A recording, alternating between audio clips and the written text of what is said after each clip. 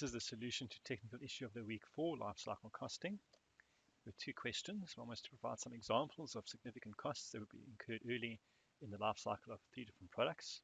And the second question was focusing on the big losses that Xero has been making and discussing how product lifecycle costing may be of use to Xero in explaining these losses to the investors. So, before we start, let's look at product lifecycle costing within the context of the product lifecycle. And the costs to be focusing on are the big upfront costs of development, etc., and during a time when there are big negative cash flows. So one example is question one is Xero's accounting software, where huge software development costs are incurred up front. Xero software has been designed so that banks and financial institutions supplying direct feeds of data into Xero. Now, the cost of setting this up is huge because each bank has different software requirements. Certainly, Xero's software has been designed to process payroll in many different countries, which all have different tax rules. So this is a big software development cost, and Xero has incurred huge marketing costs in order to make its product well known in some large economies.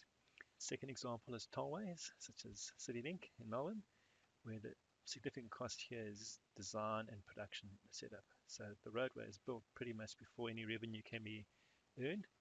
It's a good example provided by a candidate. Another candidate provided this example with iPhones, the huge market research costs in the production phase in order to get information if new product can be developed. And electric cars, the research and development with regard to electric car batteries is huge.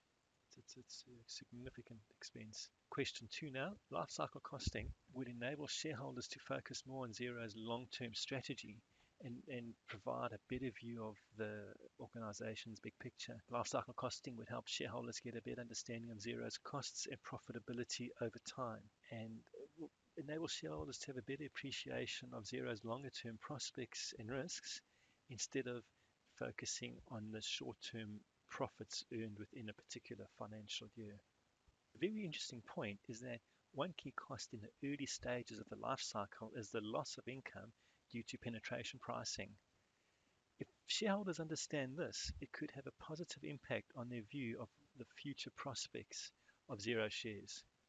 That's all for now. Thank you.